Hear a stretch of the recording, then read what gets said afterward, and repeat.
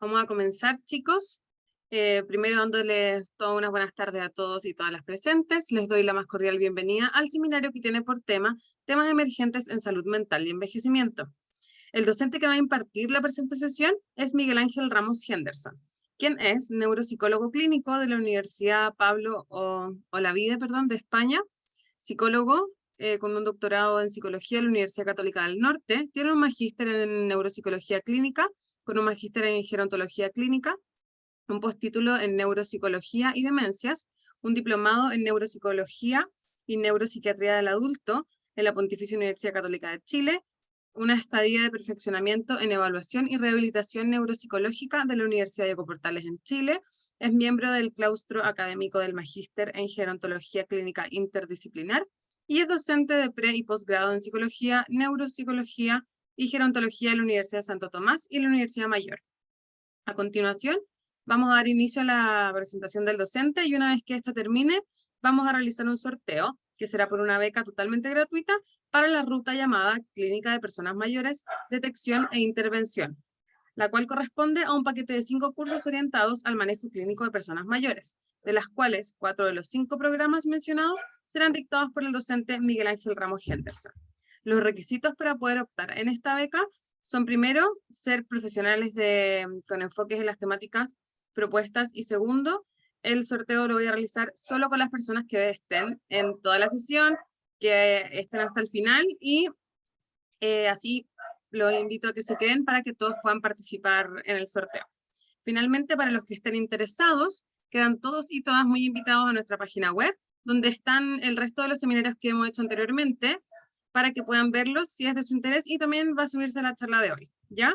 En nuestra página web www.aipo.cl/seminarios. Y también hay diferentes podcasts sobre temas psicosociales, tanto en YouTube como en Spotify, buscando Adipados. Y comentarles que al final de la sesión, chicos, y solo al final, les voy a mandar por el chat un link donde pueden optar a una certificación y en el fondo como una muestra de que ustedes participaron en este seminario, y también al momento del sorteo voy a compartir un código QR que ustedes pueden escanear y llegar al mismo formulario. Ya, este se les va a hacer llegar a su correo electrónico, así que eso es toda la información de hoy. Damos paso a Miguel Ángel, ¿estás por ahí?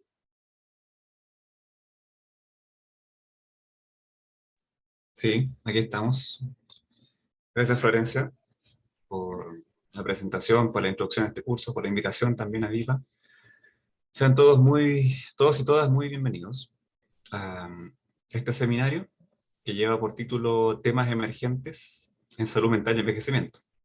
Si ustedes se dan cuenta, hay un paréntesis ahí que dice para mí, ¿ya? Y es para declarar humildemente que eventualmente en estos temas que yo voy a tratar hoy día, seguramente hay un sesgo que tiene que ver con mi formación profesional, con las cosas que yo más he investigado, y que seguramente hay muchos otros temas emergentes que, que no van a ser tratados en esta presentación.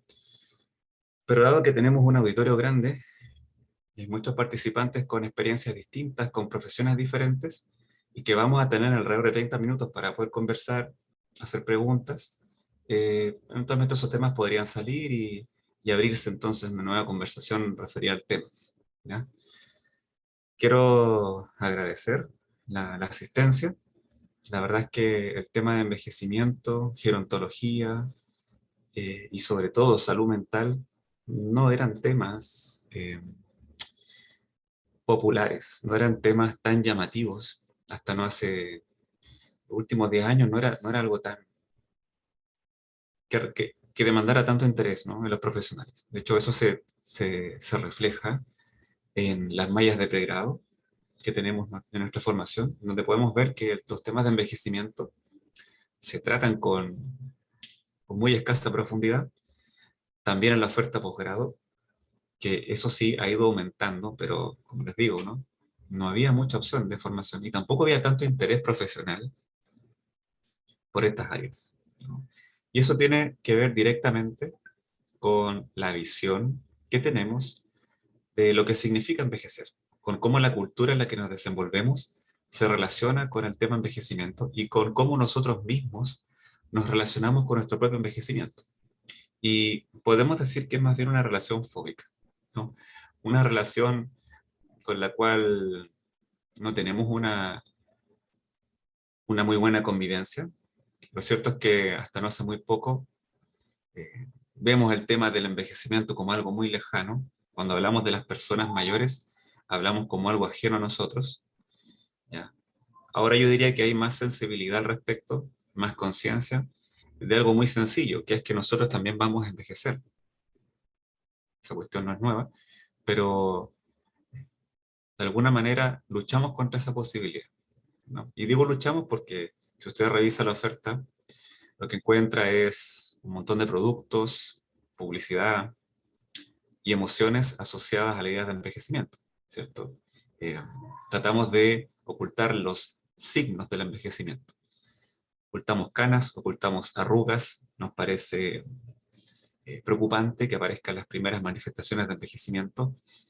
Podemos invertir grandes sumas de dinero en no vernos viejos, ¿ya? Y eso te está diciendo de alguna manera cómo es que nos relacionamos con eso. Entonces, una de las cosas emergentes que me gustaría hablar o que tuviera de novedad este curso es que nos pusiéramos no solo desde la perspectiva del quehacer profesional, sino desde la perspectiva de quiénes somos como personas y que sobre todo somos personas que también vamos a envejecer y que en la medida que nos hagamos esa asociación entre que somos personas que envejecemos y que además ejercemos un rol profesional con personas que ya están envejecidas, mientras no entendamos que hay una relación entre eso, eh,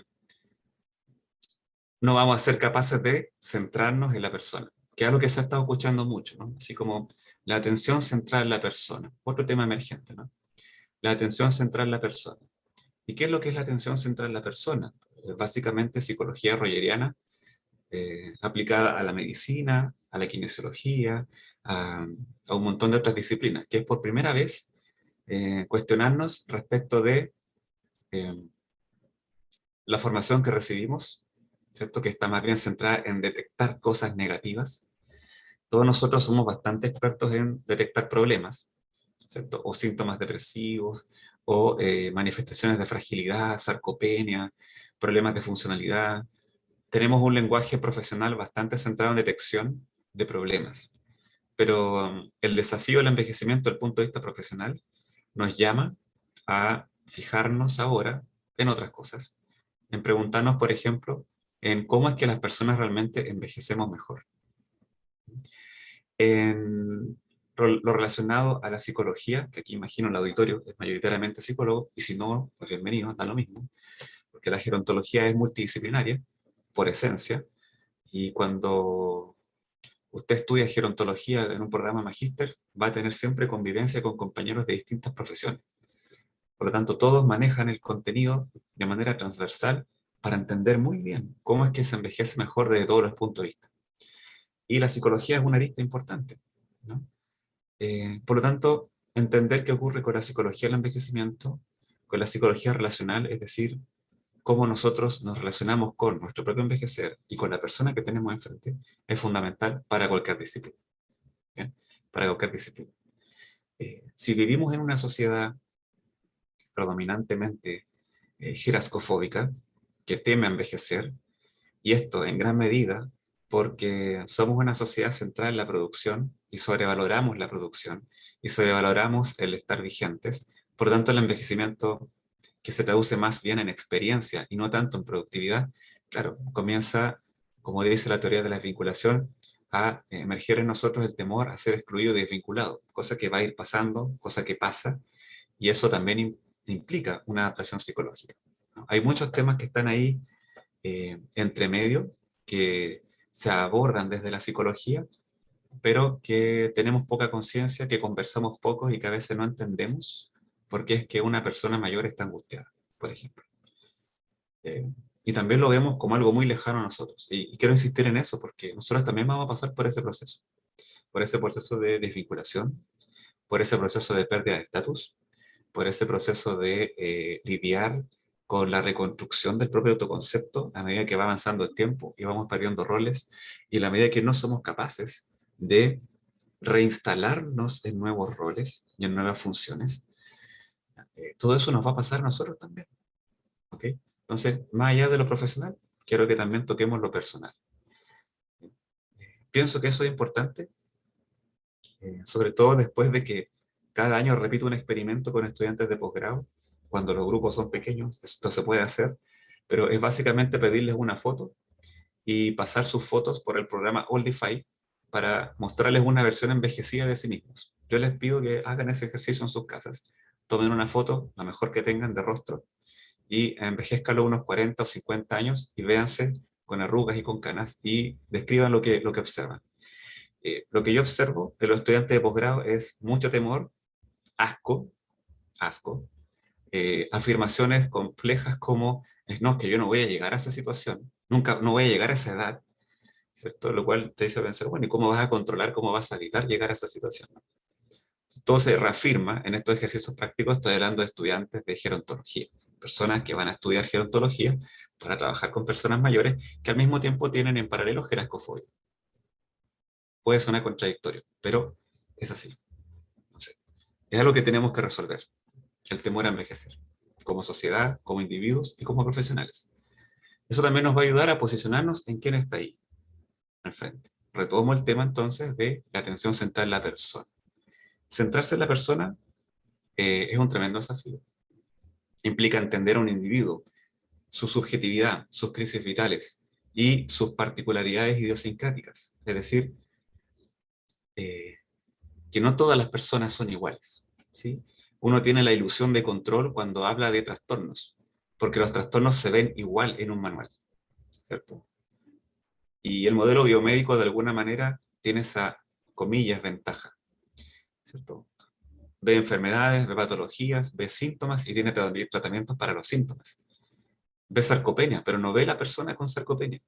Nosotros los psicólogos, desde pequeños, desde que empezamos nuestra formación profesional, se nos está instando a ver personas, subjetividades, complejidades, relaciones interpersonales, afrontamientos, regulación o no a nivel emocional, pensamientos, ideas irracionales, en fin, una larga lista de aspectos muy desafiantes y complejos que están a la base de la conducta de las personas. Si aquí hay un profesional de la salud que no sea psicólogo, díganme que no es frustrante cuando usted le prescribe algo a su paciente y le dice, mire, usted tiene que tomarse estos alimentos y no comer estos alimentos. Y tiene que tomarse estos medicamentos porque de lo contrario usted se va a empeorar o se va a poner mal. Y resulta que luego a los pocos días su paciente vuelve al control y no le hace caso. Sigue comiendo igual, sigue no haciendo ejercicio, sigue no tomándose los medicamentos y usted experimenta una suerte de frustración. Eso le puede pasar. Pero hay algo sumamente importante ahí, que es que la decisión de cuidarse es precisamente una toma de decisión, es un proceso psicológico. La pregunta aquí, ¿entendemos cómo es que operan las tomas de decisiones en las personas? ¿Entendemos cómo una persona decide cuidarse? ¿Entendemos que una persona mayor que tiene 80 años y que nos lleva una ventaja de 40, 45 años, está en un momento distinto de la vida y de la evolución, que puede no estar relacionado con extender la vida, sino más bien con mirar hacia atrás y decir, creo que estoy conforme con mi vida? Y a veces nos cuesta entender eso. Usted a los 20, a los 30, está tratando de posicionarse, de conseguir un estatus, de lograr estabilidad. A los 80, a los 60, no estamos en la misma situación. Y a veces nos cuesta entender eso. Y tenemos expectativas simplistas, como que nos hagan caso. Que ese paciente que tengo ahí nos haga caso. Porque eh, tenemos la arrogancia de creer que nosotros tenemos la razón. Que sabemos lo que es mejor para esa persona. Bueno, ese es un derivado de nuestra formación o de formación profesional. ¿Sí? La verdad es que sabemos bastante poco de envejecimiento y eso es una cuestión general. Esa desventaja tenemos que partir humildemente y comprender bastantes cosas. ¿Ven?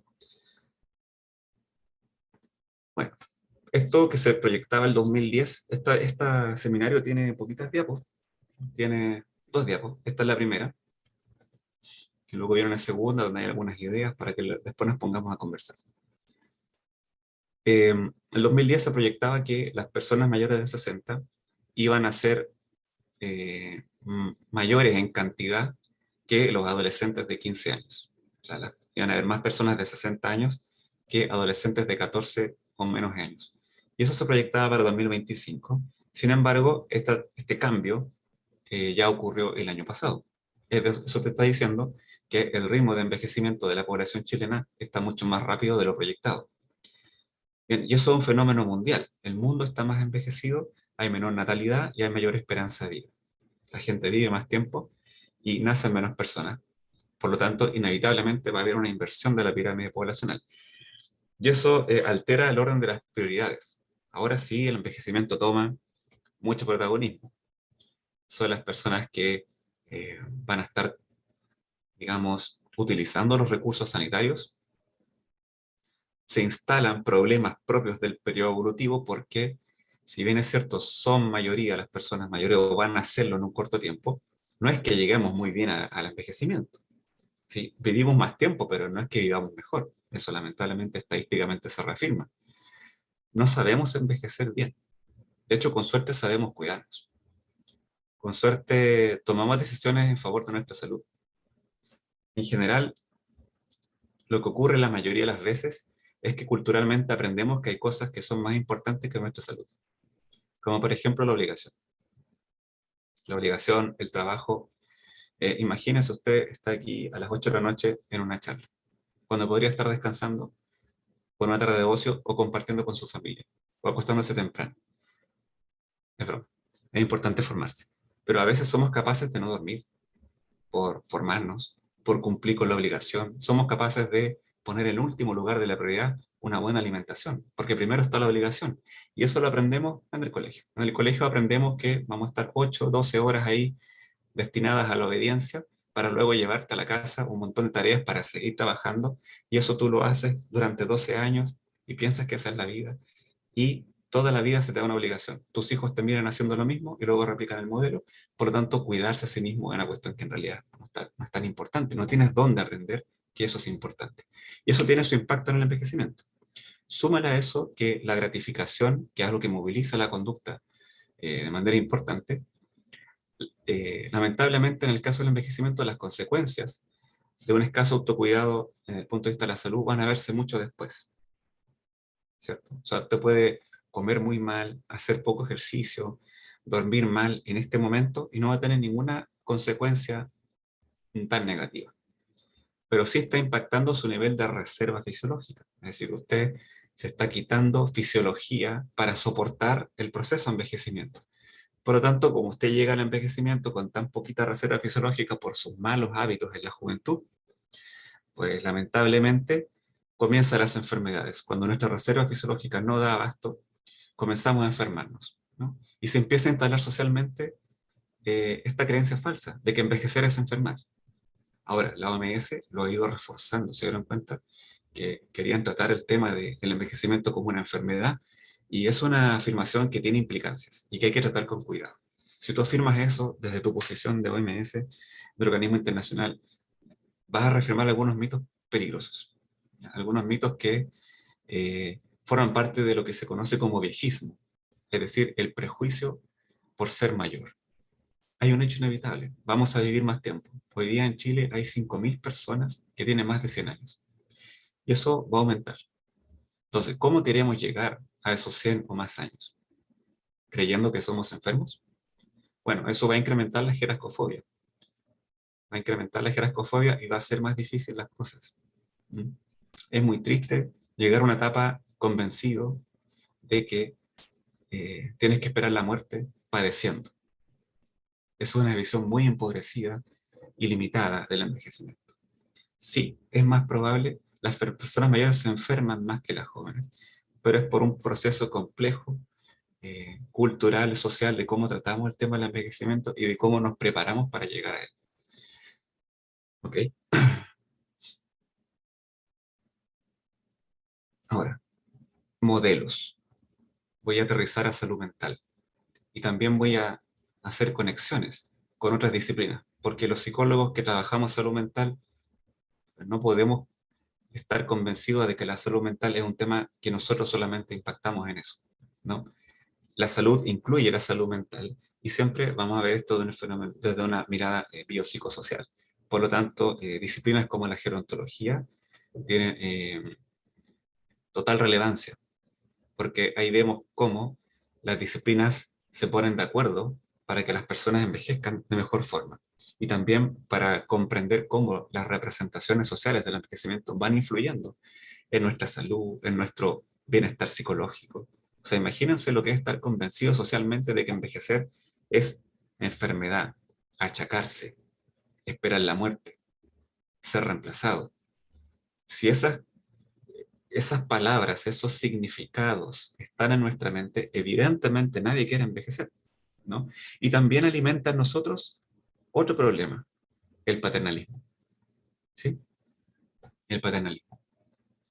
Claro, porque cuando vemos una persona mayor que está en esa situación tétrica, problemática, de ser viejo, y nosotros tenemos toda esa información cultural y social que circula, ¿no? Que nos hace pensar de que llegar a viejo es lo peor. ¿Qué emerge en nosotros? Emerge un sentimiento de protección, de lástima, de lástima. Entonces tenemos una relación o infantilizante con las personas mayores, son como niños que hay que cuidar, o bien una relación de protección, una relación de tratar con algodones, como que fueran seres muy frágiles. Bien, y aquí tengo un ejemplo súper importante. La pandemia por COVID-19 reafirmó a través de los medios de comunicación esta visión fragilizada a las personas mayores al inicio. ¿Por qué? Porque eran las personas que más se enfermaban, las que más utilizaban los servicios de atención secundaria y terciaria, las que más se morían por COVID-19. Y esa difusión de la información los transformó en población vulnerable. Pero cuando empezamos a ver la parte de salud mental, ¿qué encontramos? Que cuando hacemos comparaciones entre personas jóvenes y mayores, pues resulta que las personas jóvenes estaban más afectadas desde el punto de vista de la salud mental que las personas mayores. Eso no es algo solamente que encontramos nosotros lideramos un estudio sobre salud mental y calidad del sueño y queja subjetiva de memoria durante la pandemia, y evaluamos cerca de 1000 personas mayores y personas jóvenes de todo Chile, y encontramos esas diferencias. Las personas jóvenes tenían un mayor impacto emocional que las personas mayores. ¿Bien? Esto no solamente lo vimos nosotros, sino que el resto de estudios que se fueron realizando en el mundo fueron encontrando esas mismas diferencias. Las personas jóvenes reportaban más problemas que las personas mayores desde el punto de vista de la salud mental. Loable, encomiable, es el ejemplo de los médicos italianos, no sé si recuerda la noticia, que decidieron salir de su estado de jubilación y retornar a los centros de atención clínica para combatir la pandemia. ¿Sí? Médicos jubilados en Italia retornaron a los hospitales a atender pacientes para hacer frente a la pandemia. Y algunos de esos médicos italianos jubilados murieron en el intento de combatir la pandemia. Se contagiaron y murieron. Pero ¿cómo ustedes creen que murieron? Murieron desde el punto de vista de la salud mental, eh, angustiados, preocupados, arrepentidos.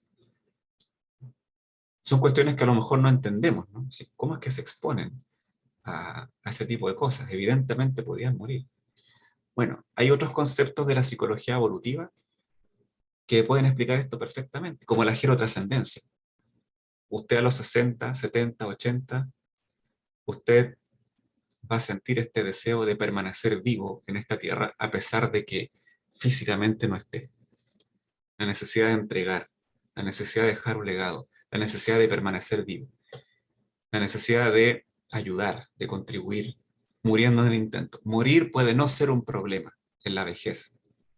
De hecho, usted va a estarse revisando, usted va a estar evaluándose qué tan conforme está consigo mismo, qué tanta congruencia nota entre las cosas que ha hecho y las cosas que creyó, qué tan fiel ha sido a sus convicciones, qué tan bien están sus hijos, qué tantas cosas ha hecho de las que se ha propuesto. Y si su análisis es congruente, satisfactorio, usted no va a tener problema con la muerte.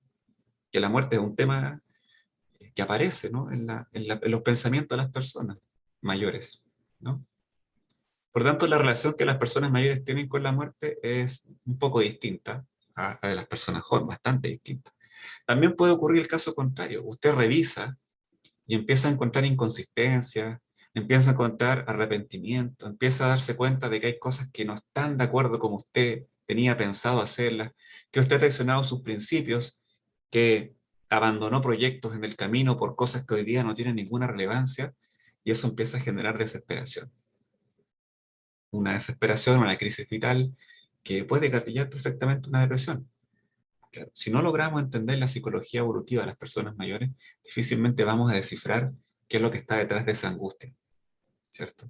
Difícilmente vamos a descifrar qué es lo que está detrás de esa irritabilidad, detrás de ese retraimiento social que tanto nos preocupa. No estamos entendiendo la psicología de las personas mayores la mayoría de las veces, ¿no? Entonces, esa parte del envejecimiento y el enfrentar las crisis vitales es todo un desafío. No es fácil envejecer. A veces jubilar por sí mismo, una jubilación abrupta, puede significar un quiebre en la cotidianidad que al inicio puede ser tomado como, por ejemplo, ¡ay, qué bien, tengo tiempo! Pero luego empieza a instalarse todos estos pensamientos que hemos comentado, ¿no? Y eso requiere cierta atención. Eso puede afectar no solamente aspectos psicológicos, puede disminuir la movilidad, puede disminuir la participación y empezar a acarrear otros problemas de salud física, ¿ya? Los que estudiamos gerontología lo tenemos súper claro. Entendemos que una persona que camina más rápido también tiene mejor desempeño cognitivo, por ejemplo. Hay una fuerte asociación entre la velocidad de marcha y el rendimiento de la memoria, el rendimiento cognitivo.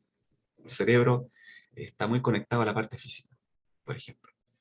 Y ahí, bueno, los psicólogos no nos hacemos tanto cargo de la parte física, salvo sí de las conductas asociadas a la conducta, al deseo de tener actividad física, a la capacidad de mantener actividad física, al hábito. Los psicólogos somos los especialistas en los hábitos, en la conducta, ¿no?, en la intención. Ahí estamos nosotros. Entonces nuestro rol en salud es súper importante. Hay algunos modelos que se han diseñado para tratar problemas de salud mental en personas mayores, ¿sí? Quiero recordar también, antes de pasar a este punto, aquellas personas mayores que cedieron su cama para personas más jóvenes, que estaban hospitalizados, que llegaban personas jóvenes contagiadas por COVID, que necesitaban hospitalización y camilla, y que decidieron ceder sus camas para esas personas jóvenes. Eso es un ejemplo de gerotrascendencia. Eso es un ejemplo de estar conforme con lo vivido, no tener problemas con la muerte, y ver a un joven proyectado en uno mismo, ¿no?, que tiene años de un montón de cosas que hacer todavía y ceder el lugar. Eso sí que es potente, ¿no?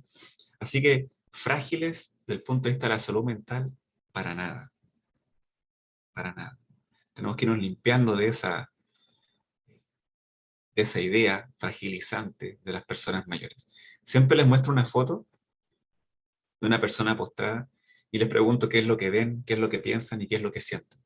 Y generalmente los estudiantes dicen que sienten pena, que sienten una sensación de desesperación, como que no saben qué hacer, una suerte de inquietud, como de no saber qué hacer. Claro, porque nuestra formación y nuestra cultura nos hacen ver una cantidad de problemas, ¿cierto? De ver un confort al lado de la cama, lo ven postrado y ven dependencia severa, deterioro cognitivo, sarcopenia, osteopenia, ¿qué más? Rigidez, un montón de depresión, ¿cierto? Estamos ahí, nuestra mente de inmediato es lo que ve. Y por tanto sentimos que no podemos hacer nada, ¿vale? Pero nuevamente el desafío, ¿no? Centrarnos en la persona. Bueno, y esa persona ha sido papá, ha sido abuelo, ha enfrentado tus problemas millones de veces más que tú, por lo tanto tú le preguntarías un consejo, le preguntarías algo, no desde el enfermo, dependiente, postrado, sino desde el papá, papá tengo un problema, quiero que tu consejo, ¿no? Entonces, llegar a ese punto, hacer esa pregunta, tiene que ver primero con sacarnos esa visión negativa y limitada del envejecimiento, evitar que la enfermedad, la demencia, la discapacidad que pueda ocurrir eclipse a la persona. Los recursos están en la persona y nuestro rol es encontrar esos recursos. Y las personas mayores tienen una ventaja al respecto, tienen más experiencia. Por lo tanto, tienen una trayectoria mayor de éxitos en cuanto a resolución de ¿Te problemas, conectas yo también? en cuanto a enfrentar desafíos complejos, ¿ya? Y esa experiencia nosotros las tenemos que utilizar, ¿sí? A favor. Tenemos que ponerle nombre a esas cualidades que le han permitido a esa persona mayor estar hoy aquí viva a pesar de todos esos problemas que cuenta, que relata, que nadie entiende, ¿ya? Y ahí hay una ventaja. Por lo tanto, las terapias de revisión de vida son súper recomendadas, por ejemplo. ¿Sí? Son cuestiones que podemos ver en psicoterapia en personas mayores, en un curso más profundo. Yo les hablaba de los modelos, ¿sí? Los modelos que se han diseñado para atender a las personas mayores, ¿no? Me llama la atención este, que es súper sencillo y sumamente útil. ¿Sí? Atención útil en salud mental para personas mayores. Miren, hay dos pilares fundamentales, tanto en gerontología y en psicogerontología. Una es mantener capacidades mentales. ¿Sí? El envejecimiento exitoso, que es un concepto acuñado por Rowe y Kahn. El concepto de envejecimiento exitoso, que por cierto no está exento de polémicas, porque hay algunos que vienen de la gerontología crítica que dicen, bueno, pero es que al tú afirmar que hay un envejecimiento exitoso, también afirmas que hay un envejecimiento fracasado, ¿no? Y pareciera ser que hay una sola manera de envejecer exitosamente. Ok, como crítica, válido. Para eso están los filósofos y las vertientes críticas de una disciplina. Perfecto. Y otros han arrojado algunos conceptos alternativos, envejecimiento armonioso, y en fin. Lo bueno del concepto de envejecimiento exitoso es que es súper operacionalizable, medible y trabajable. A mí me gusta por eso. Y hay unas cuestiones que se repiten mucho en los modelos predictivos de un buen envejecimiento. Capacidades mentales conservadas, ¿cierto? Uno de los aspectos del envejecimiento exitoso es mantener capacidades cognitivas conservadas para tomar decisiones, para afrontar los problemas, para planificar, para flexibilizar respecto a los nuevos desafíos. Necesitas capacidades mentales, idealmente, ¿no? Para poder lidiar con los desafíos del envejecimiento. ¿Mm? Y el otro elemento importante es las actividades de la vida diaria. ¿Sí? ¿Cómo es que nos desenvolvemos en el día a día? Lo mental y lo funcional. Y esto es pilar de la terapia ocupacional, esto es pilar de la gerontología, de la kinesiología, de la psicología. Cuando fallan estos dos pilares, estamos hablando de un síndrome demencial, ¿cierto? Perder las capacidades cognitivas y funcionales es un síndrome demencial, son los dos pilares de la demencia.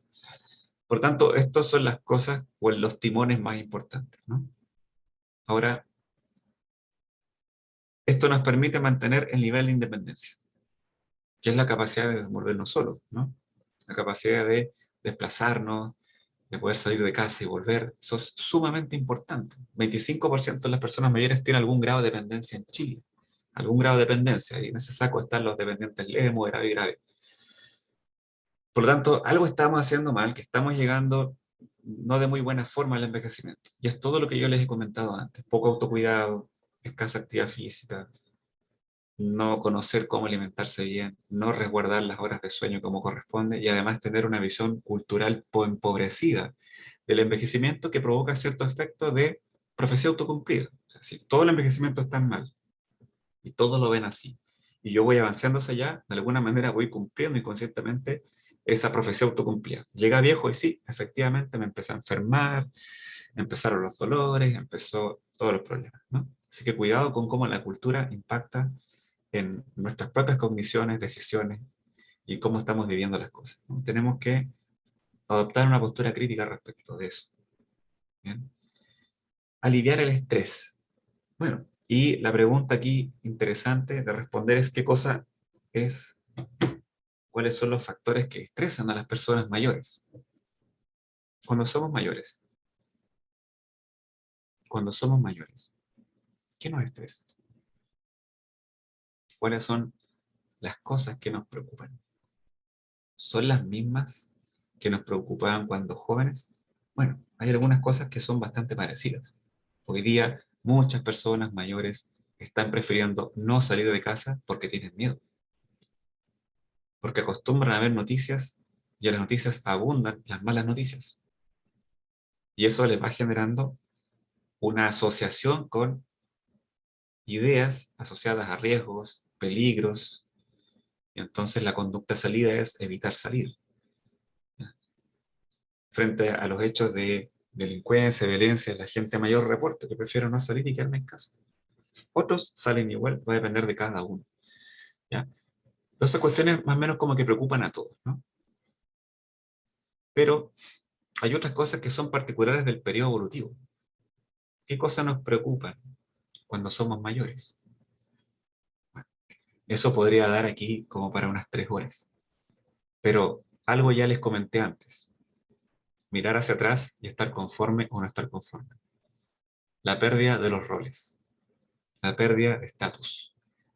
La pérdida de red social, de amigos, de familiares. El no ser capaz de rehacer roles tras un periodo de jubilación, tras un periodo de nido vacío, tras una situación que me fuerza a mí a no tener las obligaciones que habitualmente tenía. Eso puede ser muy agobiante. Levantarse y quedar desocupado puede ser bastante agobiante, créanme que no es nada grato. ¿Sí? Levantarse y no tener ninguna actividad más que ver la televisión puede comenzar a instalar ideas relacionadas a la pérdida del sentido. ¿Para qué estoy aquí? Notar que alrededor mío nadie me pregunta nada, nadie me pide un consejo, nadie solicita mi ayuda, nadie considera mi opinión. Es más, comienzan a tomar decisiones por mí, porque si mi familia más joven tiene una visión empobrecida de lo que es envejecer, la proyecta sobre mí. Y además, en este afán de paternalista, ¿cierto? De cuidar a la persona mayor que tengo al lado, comienzan a transgredir un límite, que es el límite de la dignidad, ¿cierto? El límite de la dignidad que está compuesto por la autonomía, la capacidad de tomar decisiones por tu cuenta y la privacidad. Vaya que es fácil transgredir el límite de la dignidad si es que tenemos una visión empobrecida de las personas mayores, incluso de las que les rodea a ustedes mismos. Su mamá, su papá, su abuelo, su abuelita, que está cerca suyo, que está en una mesa compartiendo un espacio con usted y no participa de la conversación, porque no se le pregunta su opinión, porque no se le considera, porque no se hablan temas que domina, y esa persona está triste, irritable o aislada. Y la única dinámica de interacción que establecemos es: ¿te tomaste los medicamentos? ¿Fuiste al control médico? O sea que la interacción con la persona mayor se vuelve una interacción con la enfermedad y el padecer del otro. Y todas las otras potenciales interacciones sumamente enriquecedoras que posicionan a la persona mayor en un estatus más alto, las abandonamos, simplemente porque estamos movilizados por nuestra visión cultural del envejecimiento. Y son las cosas de las que tenemos que limpiarnos. ¿Cómo vamos a fomentar independencia, mantención de las capacidades mentales y mantención de la funcionalidad si tenemos una visión tan pobre que solamente nos relacionamos con el padecer de la persona mayor que nos rodea, que nos atiende? Un ejemplo tan sencillo: le preguntamos qué es lo que quieren hacer a nuestros consultantes, o tenemos la lista, la receta preparada de las indicaciones. Aquí dando vuelta a eso, ¿no? Las personas que tenemos enfrente toman decisiones, quieren cosas, desean cosas, y esos son potentes motores para movilizar un objetivo. Si no sabemos con quién estamos tratando al frente, si no sabemos quién es esa persona mayor que está al frente, poco podemos hacer, poco podemos ayudar. Si no entendemos su historia de vida, sus preferencias, las cosas que abandonó en el pasado, las cosas que piensa, las cosas que siente, las cosas que le gustaría hacer ahora,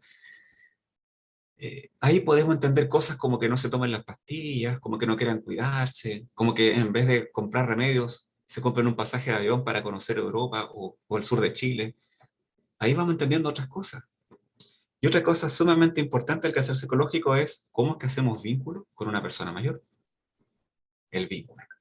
puedes optar por el enfoque terapéutico que tú quieras. La verdad es que desde el punto de vista del enfoque terapéutico, la efectividad, el effect size, es independiente del efecto, perdón, del enfoque. Lo que hace la diferencia es tu capacidad de hacer un vínculo con ese otro.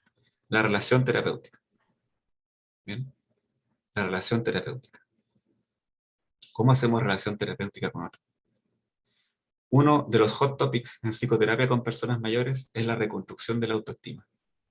¿Cómo reconstruimos autoestima en una persona mayor si nuestras preguntas van dirigidas a enfermedades, a lo complejo que es envejecer, al aceptar los duelos? Está bien aceptar los duelos, es una partecita de la terapia, pero también hay que ampliar la visión que se tiene del propio ser.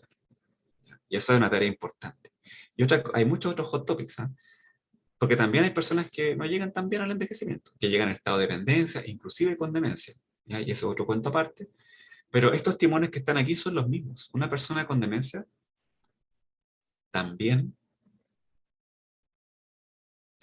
tiene dignidad, también tiene integridad, autonomía, intimidad, también la tiene.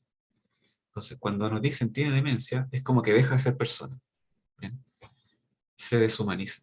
Y hay que tener cuidado con eso. La familia le dicen demencia y empieza a hacer todo por la persona, ya no le preguntan nada, ¿cierto? Deshumanizamos al otro. Y ojo, cuando se instala la deshumanización en nuestra percepción del otro, ¿qué es lo que se puede incrementar allí? Las dinámicas violentas. Si lo que tengo enfrente no es una persona, sino algo, una demencia con pies, algo que no es humano, algo que no piensa, no tiene juicio, la posibilidad de incrementar comportamiento violento aumenta. Y eso es sumamente cierto. Otra cosa importante de la psicología, la psicoterapia de las personas mayores es el manejo de la transferencia y la ecotransferencia. Usted, cuando le consulta a una persona mayor en su despacho, en su CESFAM, en su COSAM, donde quiera que trabaje, a veces la persona mayor se dirige a usted como mijito, mijita, hijito. ¿Y usted qué proyecta en esa persona?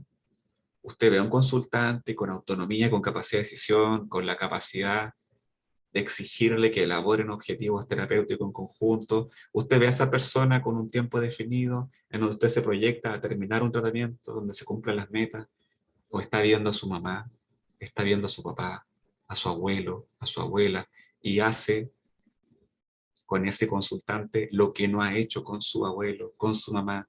Entonces, ojo con las transferencias y contratransferencias, ¿bien? Que usted establece en la relación terapéutica.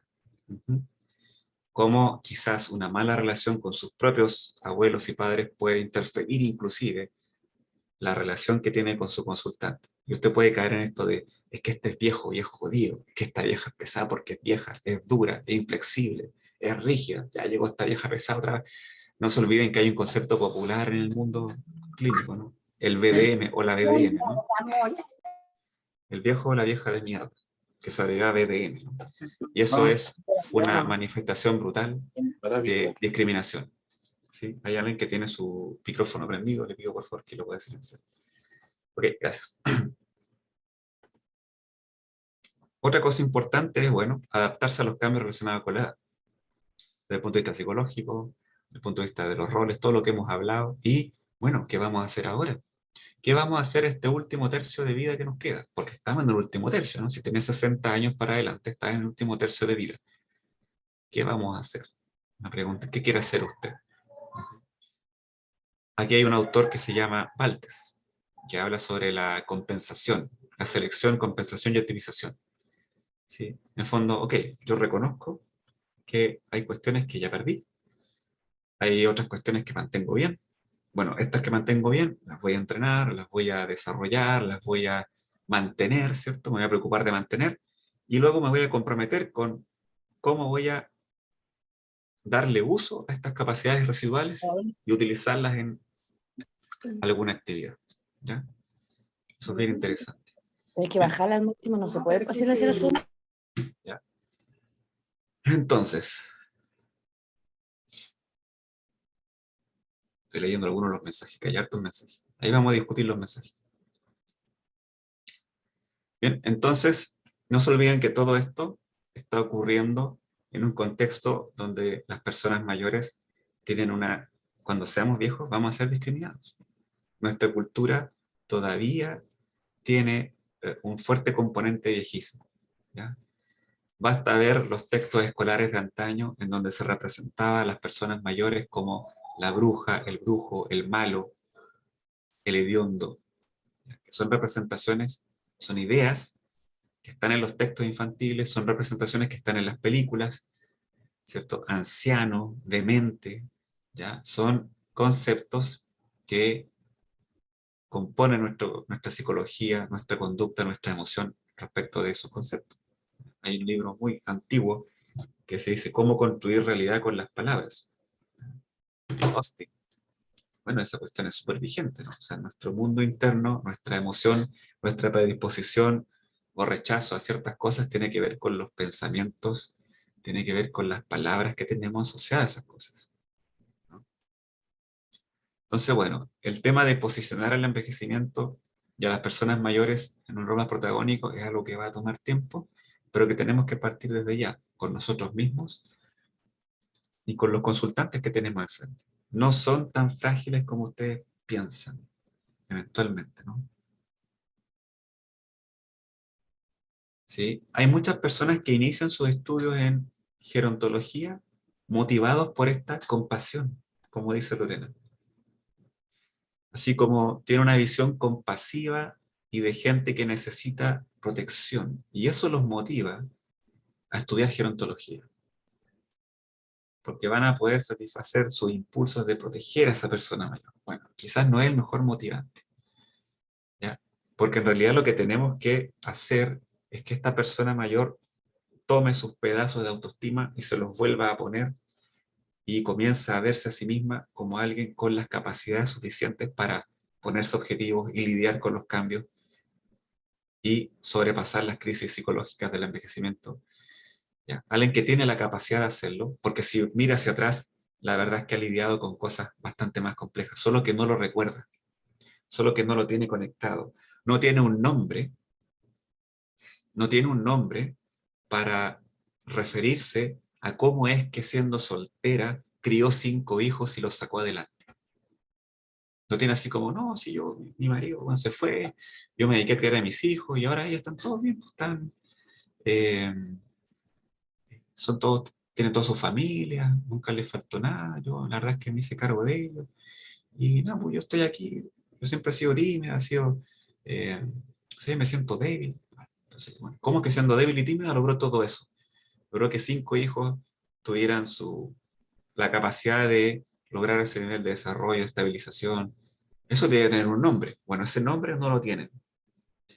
Nuestro rol en la terapia o en la interacción es lograr que denominen esas cualidades que les permitieron lograr todo eso y estar aquí. Cuando se van colocándoles nombres, cuando se van denominando los recursos, la persona comienza a cumplir con ese primer objetivo que es reconstruir el autoconcepto, ¿ya? No me olvido nunca de una persona con un trastorno de ansiedad sumamente complicado y limitante que le impedía hasta ir al supermercado. Y bastó que fuera un par de sesiones donde hablábamos de su historia personal y empezábamos a colocarle nombre a todos estos episodios de su vida en donde había sacado a su hijo adelante, donde enfrentó una enfermedad complicada, y a pesar de todo lo mal que lo pasó, está aquí viva y sus hijos están bien. Y cuando ya tenía nombres para cada una de esas cualidades, pasó algo bien interesante. Siempre llamaba a su hija para que la fuera a buscar y se la llevara a la casa porque a ella le daba miedo salir a la calle. Y ese día tomó el celular y luego lo apagó y dijo, ¿sabe qué? Voy a ir a ver una amiga que vive aquí a 2 cuadras. Y se fue caminando en la consulta a ver una amiga. Y no volvió más. Parece que algo se removió en su psiqui, en su mente, que se creyó mucho más fuerte que las dificultades que estaba enfrentando, que ese supuesto trastorno de pánico, que no digo que no exista, que sí puede existir, pero que si somos capaces de lograr que la persona tenga una visión más positiva de sí misma, con el solo hecho de tomar experiencias vitales y denominarlas, resignificarlas, renarrarlas, eso tiene un impacto potente en el autoconcepto. Bien. Bueno, otro problema emergente que considero sumamente importante antes de terminar, ay, mi garganta está un poquito mal, me pido disculpas, es el tema de la demencia y todo lo que eso implica, ¿ya? Se proyecta que se triplica el 2050. Es una condición de alto costo, ¿ya? $17.000 por persona al año. Provoca discapacidad, genera sobrecarga a los cuidadores y hay cerca de un 70% de no detección de la demencia. En algunos lugares se ha registrado hasta un 90% de no detección. Este 67.7 es mundial, global. ¿Ya? Yo no podría decir, pero bueno, ¿por qué es tan difícil detectar correctamente la demencia? ¿Ya? Y la verdad es que hay muchísimos factores. Un estudio que realizó Lachevsky y su equipo en Chile da cuenta de que los profesionales de la salud en Chile reconocen no tener las herramientas suficientes para detectar ni manejar la demencia. ¿Ya? Es un problema de la formación de pregrado, es un problema de no contar con las herramientas suficientes. Pero también hay otras variables como el nivel de especialización, el contexto donde se lleva a cabo esta detección. El nivel primario siempre tiene más problemas que el nivel secundario. Los médicos especialistas tienen menos problemas que los no especialistas, pero igual el porcentaje de no detección es alto. Y otras variables como las siguientes, las variables sociodemográficas. Eh, y la sobrevaloración de los test. Vaya que somos un país psicométrico. Hay test cognitivos para detectar deterioro cognitivo, pero vaya, la relación que tenemos con ellos es súper sobrevalorada. Los test, son complementos a nuestro proceso de detección. No reemplazan al clínico, pero lamentablemente muchos creen que el test es el diagnóstico. Y eso induce una gran cantidad de errores. Hay muchos tests y eso te está diciendo que no hay un test o el estándar. Y la mayoría de las veces, pues no conocemos, la mayoría de la gente, los profesionales no conocen las limitaciones y alcance de esos tests. Ningún test breve de tamizaje permite diagnóstico, por ejemplo. ¿Ya? Y una variable sociodemográfica tremendamente influyente, el nivel educativo. ¿Ya? Bajo nivel educativo, a nivel mundial se considera de 12 años para abajo. En Chile, el promedio de escolaridad es de 9 años, 49.4% solo tiene básica incompleta y un 8% es analfabeto. Y en contexto rural eso aumenta un 14%. Y entonces, estas personas que tienen bajo nivel educativo tienen el doble de riesgo de padecer demencia, pero a la vez nuestras pruebas de detección tienen muchas más dificultades en ese tipo de personas, porque de los tests más conocidos, Mini Mental Test, Montreal Cognitive Assessment Test, Adamsbrook, los tests cognitivos más utilizados tienen tareas de lectura, escritura y dibujo que son tremendamente inapropiadas para personas con estas características. Por lo tanto, sobrevalorar los tests y no considerar sus limitaciones y pensar que el test me va a hacer el diagnóstico es uno de los factores que incrementa el falso positivo. Es decir, que digamos que personas tienen demencia cuando en realidad no la tienen. ¿Eh? O que al revés, no detectemos la demencia y seamos poco sensibles porque tenemos un prejuicio. A las personas mayores les falla la memoria. ¿Qué le va a pedir usted a sus años, a su memoria? Hay prejuicios de ese tipo. O sea, la persona mayor llega con la queja de memoria y el profesional le dice que es normal porque es viejo. La persona llega con depresión y el profesional o la familia le dice es normal porque usted es mayor. Hay una normalización de los trastornos del ánimo y una normalización de los problemas cognitivos asociados a simplemente que son mayores. Y eso es viejismo en el mundo profesional y eso es terrible, porque nos impide intervenir como corresponde.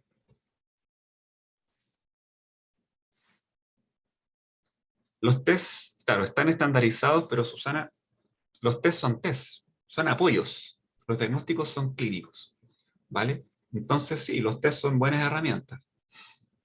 pero no reemplazan la habilidad de un clínico. Y ahí nuestra formación en semiología y en clínica es pobre. Por lo tanto, recurrimos a algo más fácil, como el puntaje de un test, y no al proceso de ejecución, por ejemplo. Y el proceso de ejecución es importante en un test, más que el puntaje final. Y a su vez la historia clínica, y a su vez los errores en la vida cotidiana. O sea, un montón de cosas clínicas de observación y de pesquisa, más que de puntuación de test, es lo que finalmente hace la base del diagnóstico. Y aquí yo siempre tengo un comentario para los terapeutas ocupacionales. Yo defiendo la idea de que si la demencia tiene un componente de alteración cognitiva objetiva y además tiene un componente de alteración funcional objetiva, yo no entiendo por qué se utilizan 2 o 3 sesiones para hacer una buena evaluación cognitiva y se reemplaza la evaluación funcional por una escala al cuidador. Han de saber ustedes que la mayoría de las veces se aplica una escala al cuidador de la persona o un familiar cercano de la persona con demencia para evaluar la funcionalidad. Si le preguntamos, ¿usted piensa que él maneja dinero? ¿Maneja sus medicamentos? ¿Se desplaza fuera de casa? ¿Se viste solo? ¿Come solo? Y le preguntamos si confiamos en el familiar. Y con eso hacemos la evaluación funcional. Pero eso tiene su riesgo, porque se ha demostrado que cuando el familiar tiene un alto nivel de sobrecarga, por ejemplo, sobrevalora el deterioro funcional. O bien lo invisibiliza. Si el cuidador está emocionalmente comprometido, podría negar el nivel de deterioro y subvalorar el nivel de deterioro afectando el diagnóstico. Por lo tanto, ¿qué mejor que un buen terapeuta ocupacional haga una evaluación funcional in situ de lo instrumental, de lo básico y lo avanzado para tener una información fiable que derive de un clínico y no de un familiar? Muchas veces el familiar no está, tampoco. A veces no hay un familiar fiable. A veces el familiar también quiere que ese paciente mayor se vea más mal de lo que está porque así obtiene beneficios. Eso también ocurre. Maltrato patrimonial, ¿cierto? Si yo logro la interdicción, me quedo con los bienes de mi abuelo, de mi padre, qué sé yo. Entonces me preguntan a mí cómo es que está su funcionalidad y yo lo evalúo mal, lo hago ver mal, lo declaro interdicto y me quedo con sus bienes. Eso, por cruel que suene, pasa. Eso ocurre. ¿Bien? Así que ojo con eso. Bueno, y una vez que está instalada la demencia, y con esto termino, para pasar a la conversación y las preguntas.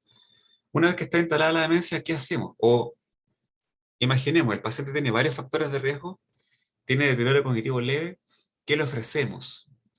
¿Qué le ofrecemos para evitar ese deterioro? Y se ha instalado con fuerza la estimulación cognitiva,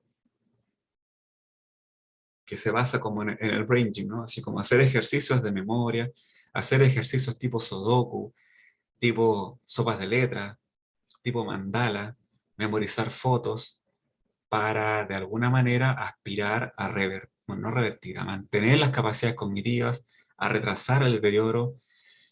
Y lamentablemente, la evidencia ha demostrado que ese tipo de intervenciones tiene un tamaño del efecto muy bajo y una mantención del efecto muy bajo.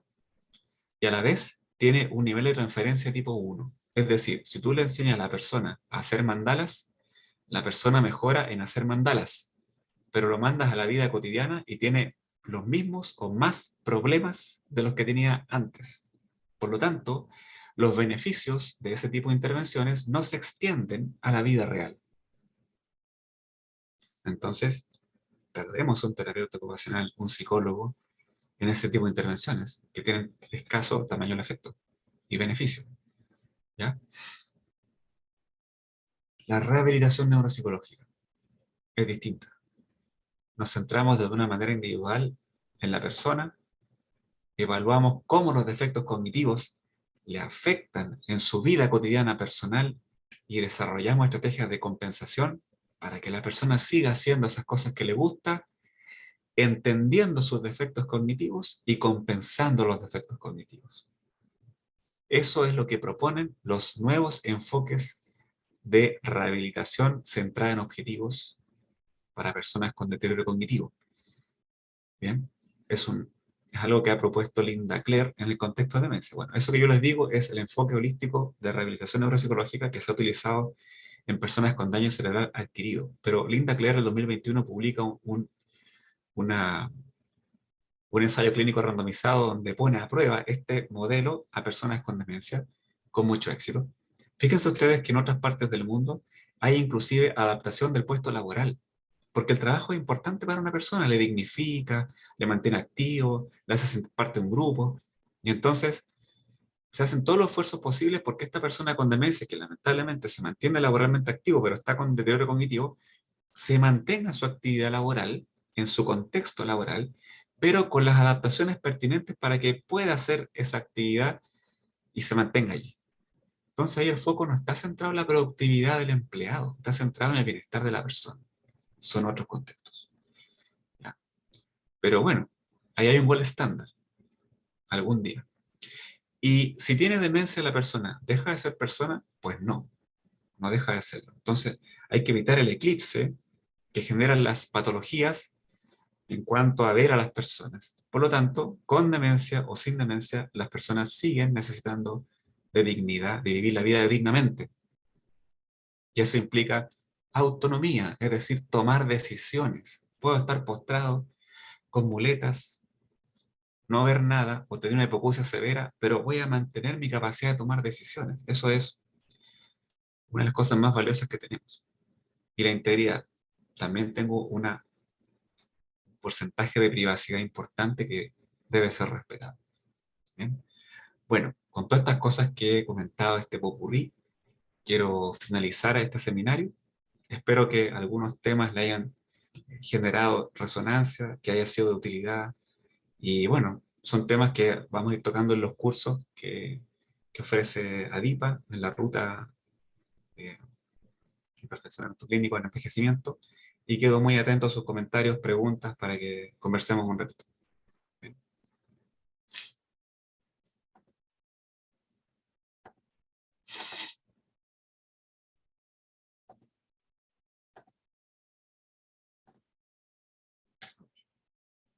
Ya, ahora sí, he dejado compartir.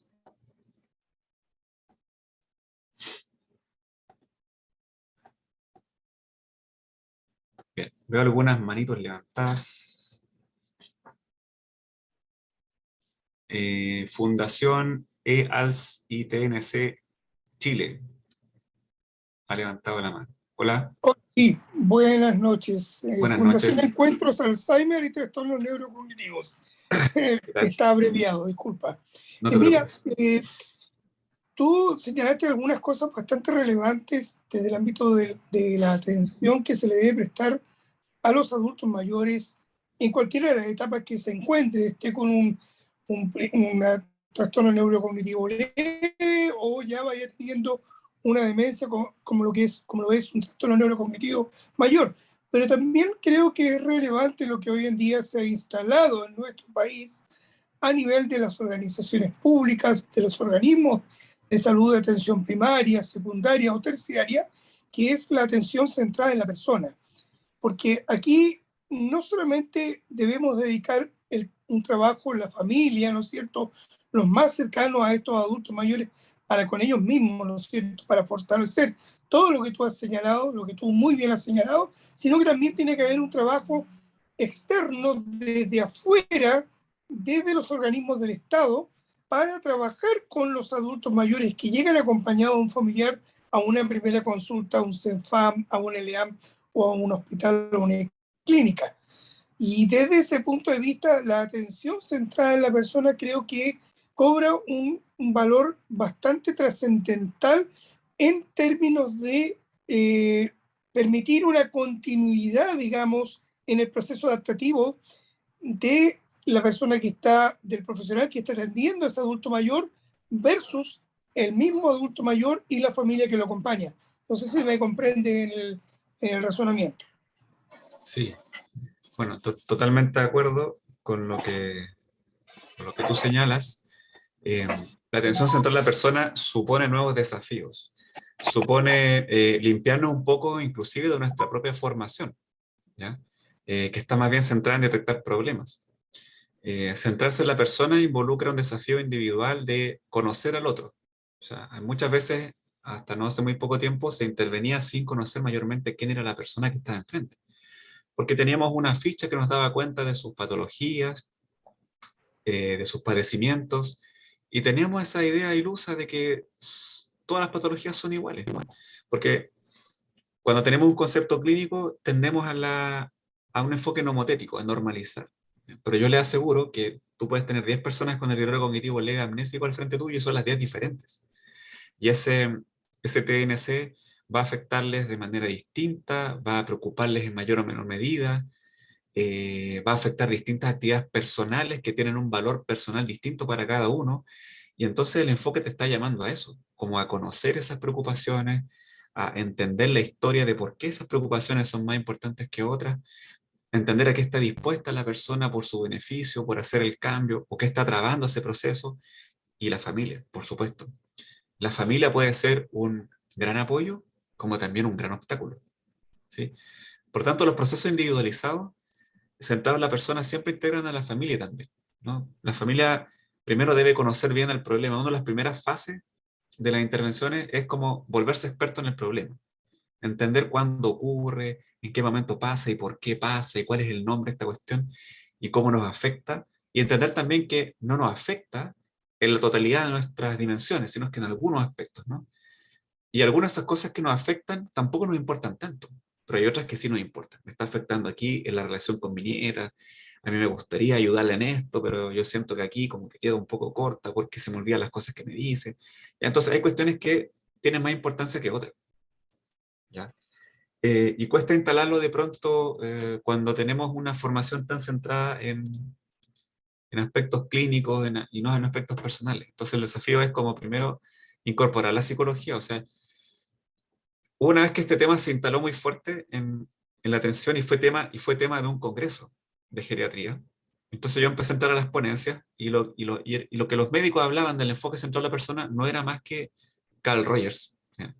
Era Carl Rogers, psicología humanista, y yo decía, wow, es bien raro ver así los médicos hablando de Carl Rogers, ¿no? O sea, cuestiones que uno, en la formación psicológica, uno lo ve desde chiquitito, por así decirlo, ¿no? O sea, lo entiende desde que entra a la universidad y empieza a ver los distintos lineamientos. Entonces uno ve como, con orgullo cómo esto va migrando a otra disciplina y es totalmente necesario. De hecho, es gratificante, colegas. Es gratificante ver personas y no ver patologías, ¿no? De hecho, cuando te dicen demencia, es como que no hay opciones, ¿no? Tiene demencia por enfermedad de Alzheimer. Y todo se nubla, todo se pone oscuro, no hay más que hacer, mira, no hay medicamentos para revertir esto. Y la intervención farmacológica o no farmacológica, fíjese que tampoco es como que va a revertirlo, es como asumir y asumir y asumir y interactuar día a día con una enfermedad y no con la persona que está detrás de la enfermedad, o más bien por sobre la enfermedad. Entonces, a la medida que no entendamos que la persona es más protagonista, más importante que esa denominación clínica, poco se puede hacer, ¿ya? Y ver que hay una persona detrás que tiene preferencias, que tiene la capacidad de aceptar lo que está pasando. De hecho, lo que a mí me pasa cuando yo devuelvo el diagnóstico y entrego esta mala noticia, hay una suerte de alivio, o sea, hay un impacto, pero la persona ya va sabiendo, ¿no? La familia ya tiene ideas de lo que puede estar pasando, y cuando uno confirma, es como que se alivian, como, ya, o sea, ¿qué es esto? ¿Vale? Y el foco es, usted ni yo vamos a combatir esta cuestión, o sea, no vamos a revertir la demencia. Lo que vamos a hacer es centrarnos en el bienestar. Y el bienestar tiene que ver con cuestiones de la persona, no con la demencia, no con la enfermedad. Tiene que ver con las cosas que ella prefiere, tiene que ver con que usted sea capaz de relacionarse con su mamá, no con la enfermedad de su mamá. Tiene que ver con que a pesar de que le repita 3 veces lo mismo en el día, sigue siendo tu mamá, sigue siendo tu esposa, y tú puedes tener ese tipo de relaciones, ¿no? De esposa, de hija, de madre, ¿ya? A pesar de que esté lo otro. Y por ese camino hay más opciones. Y uno se siente aliviado cuando tiene opciones. Entonces, cuando el foco no es revertir la demencia y el foco es sentirse bien, de hecho hay modelos de well-being, así como de bienestar psicológico en personas con demencia. Porque nos hemos dado cuenta al final que el camino debe ser por ese lado, ¿no? Que no nos pueden quitar ese derecho. El derecho a sentirnos bien y ser felices a pesar de lo que nos pase, ¿ya? Entonces, el desafío es a no eclipsarse con las patologías, el desafío es entender que hay más opciones cuando vemos a las personas y no a los trastornos. Así que bueno, muchas gracias por tu comentario. Por Gracias a cierto, ti. no es nada fácil, es muy desafiante, pero a la larga es gratificante. Bien, bueno, hay muchos comentarios en el chat. Natalia. Hola, sí quería hacer Hola. una pregunta. Hola, hola a todas. ¿Qué tanto se ve en su experiencia en la práctica de atención la interseccionalidad, considerar los factores de clase social, etnia, género? Porque igual no es lo mismo envejecer como mujer lesbiana de clase social baja. Me refiero a cómo si es que se consideran y cómo se consideran los factores sociales en la atención. Muy buena pregunta. Y si hay algo que es emergente es precisamente ese tema. Porque hace referencia a cuestiones individuales y culturales que sin duda van interfiriendo, van influyendo y si nosotros no somos parte de esa cultura, de pronto nos cuesta entender, ¿ya? Ahora, del punto de vista social, pues han ido saliendo algunas líneas emergentes que van haciendo énfasis en estos temas, por ejemplo, en ruralidad, en etnia indígena. De hecho, hay incluso algunos estudios biológicos que muestran que hay diferencias. O sea, se nos ha ido, por ejemplo, contando de que el beta-amiloide es un marcador súper predictivo de demencia Alzheimer, pero pareciera que en personas mayores que viven en contexto rural no tiene tanto valor predictivo. O sea que aplica más bien a personas blancas de contexto urbano, ¿ya? Y cuando analizamos personas de entorno rural que tienen otras costumbres, otra alimentación y otra genética, parece que ahí las cosas son biológicamente distintas incluso, ¿ya? Entonces yo te diría que nos faltan años luz para entender mejor eso, ¿ya? Y del punto de vista de lo individual, claro, el tema de diversidad sexual, el tema feminismo incluso, el tema género, no es lo mismo tener demencia siendo mujer que tener demencia siendo hombre. La verdad es que hay como prioridades diferentes, visualización distinta de las cosas y tenemos que irlas incorporando, ¿ya? Pero lo que nos queda ahí es tomar una postura ingenua de yo no sé cómo influye realmente a esta persona que tengo enfrente el problema que padece. No lo sé. Lo primero ahí es sacarse todos los prejuicios, ¿no? O sea, si yo parto de la base que sé lo que le pasa, voy a restarme muchísimas preguntas. Yo no sé nada. Entonces, mi primera tarea es entender cómo lo está viviendo, ¿ya? Y hay otro montón de cosas, el machismo. Si tenemos una persona súper machista, históricamente machista, ¿ya? ¿Eso va a influir en cómo vive su demencia?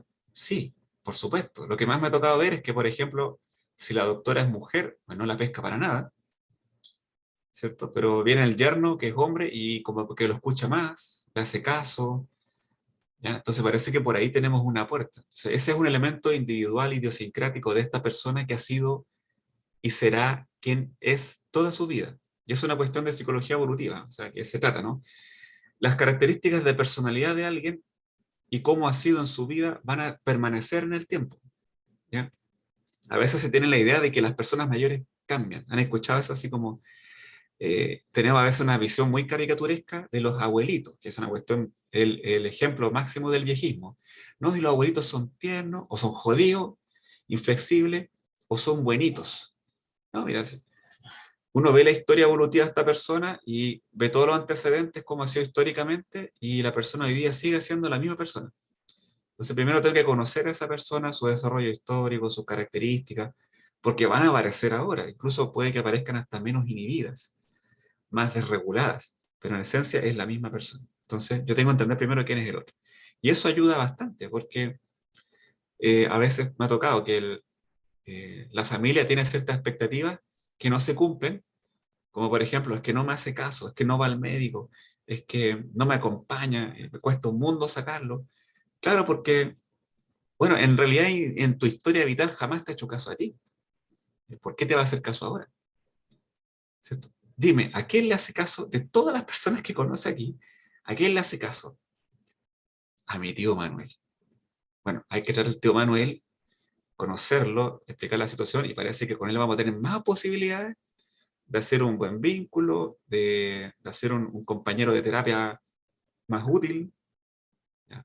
Eso por un lado. Variables culturales individuales que influyen determinantemente en la relación terapéutica que nos interesa ganar y crear para que la cosa avance y tengamos un compromiso mutuo. O sea, al final, familia, consultantes e interventores tienen que tener una relación de un compromiso de trabajo mutuo.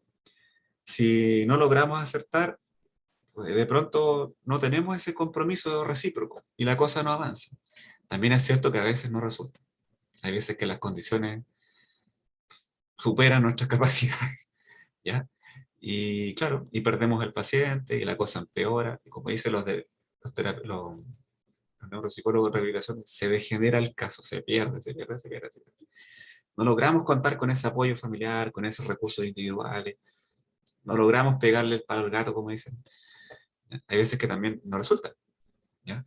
Eso también es parte de lo que tenemos que aceptar como profesionales, pero tenemos la obligación de hacer el máximo esfuerzo posible, de ver distintas maneras. Si probamos de una manera y no nos funciona, no tenemos por qué repetirla, o sea, tenemos que buscar de otra forma. O sea, mira, sistemáticamente vemos que ni a ti te hace caso, a ti ni te escucha.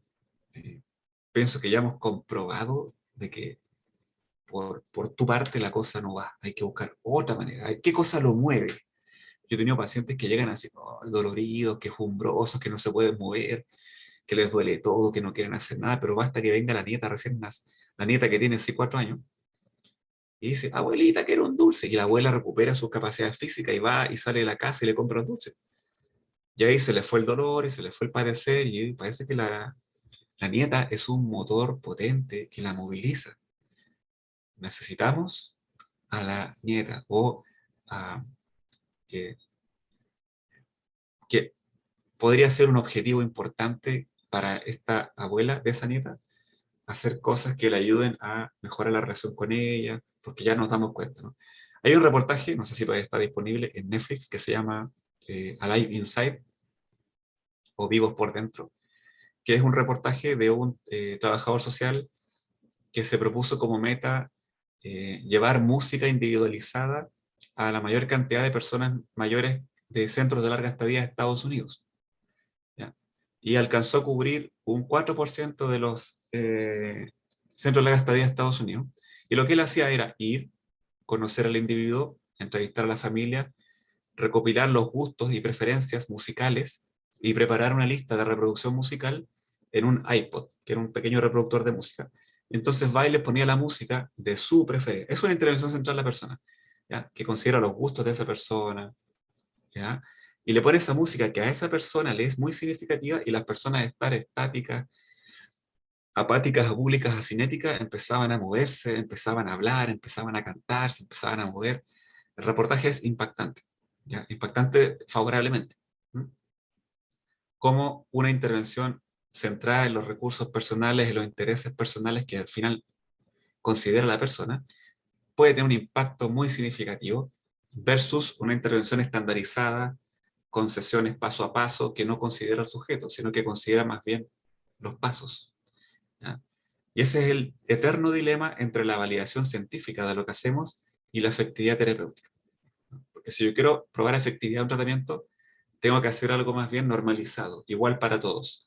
Pero eso le resta protagonismo a los intereses personales. Entonces se ha ido avanzando bastante en eso. Por ejemplo, Linda Clare hace un enfoque individualizado. Yo les puedo compartir ese estudio, que es maravilloso, ¿ya? Hace un enfoque individualizado, pero se las arregla para evaluar de manera estandarizada a todos. Y hay un sistema, que es el sistema SMART. El sistema SMART y el sistema, el Goal Attainment, te permite establecer metas individualizadas, pero medirlas objetivamente. Y es el método que se utiliza en rehabilitación neuropsicológica, donde abundan los estudios de caso n igual 1, o sea, donde los estudios son de procesos de rehabilitación de un paciente, de 2, de 3 pacientes, ¿ya? Donde se rescata mucho eso de la individualidad, pero es donde a la vez se ponen a prueba procedimientos de rehabilitación que pueden ser evaluados objetivamente, a pesar de que tienen ese componente fuerte individual, ¿ya? Así que hay muchos diseños, hay experiencias también que recogen la individualidad. ¿Ya? Me desvío un poco la pregunta, porque hay temas que yo no manejo tan profundamente como los que tú propones. La interseccionalidad, por ejemplo, un tema súper interesante de la psicología social, que trata de explicar estas dinámicas de poder, ¿cierto? Cómo influyen en la relación entre el sujeto, la sociedad, las influencias políticas, económicas. Toda esa cuestión está ahí circulando, claramente. Pero bueno, de pronto desde lo clínico cuesta llegar a esas alturas tan abstractas, ¿no? Es un terreno más de la psicología social, donde se analiza esto, ¿no? ¿Cuál es el análisis interseccional de la demencia y su tratamiento, ¿ya? Por ejemplo. ¿Sí? Ahí yo me quedo corto, no es mi dominio explicativo más, de mayor conocimiento. Pero bueno, Muchas ahí me defendí. Sí, Ya, muchas Natalia. gracias. Vale. Javiera Godoy. Hola, Hola. eh, no, solo quería como aportar Javiera. a la pregunta y bueno, a la respuesta que surgió a partir de la pregunta de Natalia, porque también es interesante cómo juegan las representaciones sociales que tenemos sobre los adultos mayores, la vejez, eh, el envejecimiento en sí.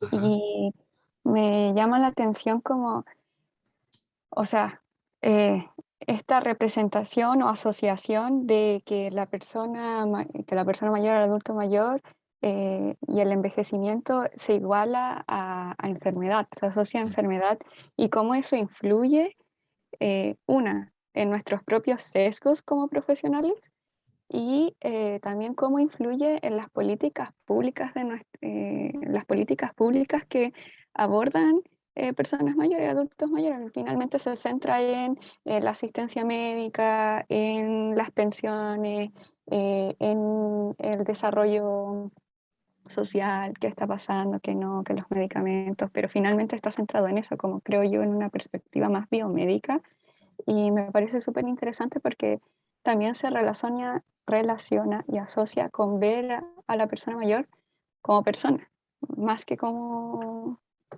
Patología. como- exacto. Eso.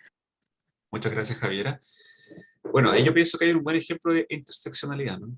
Porque representar socialmente a las personas mayores, y sobre todo esto cuando la OMS publica esto como de la pretensión de denominarlo como una enfermedad, eso inevitablemente tiene un montón de implicancias políticas, económicas, que abarcan los seguros médicos, por ejemplo, eh, los tratamientos y cómo se van a ver a las personas mayores. O sea, lo que yo les comentaba al inicio, ¿no? Se incrementa el viejismo, el miedo a envejecer, pues nadie quiere ser visualizado como una enfermedad, y eso tiene sus impactos sociales, ¿no? Y hay una serie ahí de poderes también que seguramente están interactuando en eso, en esa denominación. ¿Mm? Claramente.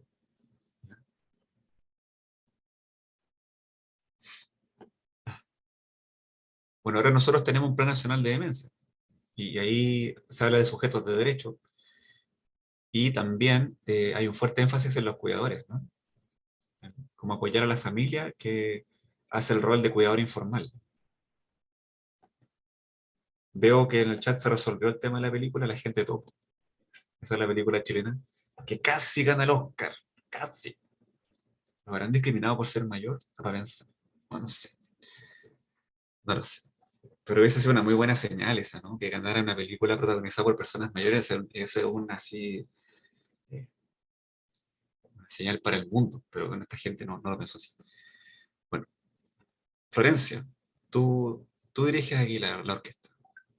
Sí, si no hay más preguntas, vamos a ir con el sorteo. Ah, pero ahí Ignacia Ah, levantó la Ignacia. mano. Ignacia Castillo tiene su Justo, manito justo. levantada. Mm. Hola, Hola, ¿me escucha? perfecto.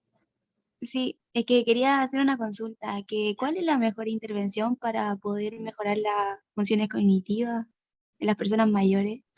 Ya. Porque como usted bien dijo, que en realidad como trabajar con mandala y eso es como que no funcionaba. Entonces, ¿cuál sería la mejor intervención para poder Vale, mejorar eso? me parece importante aclararlo.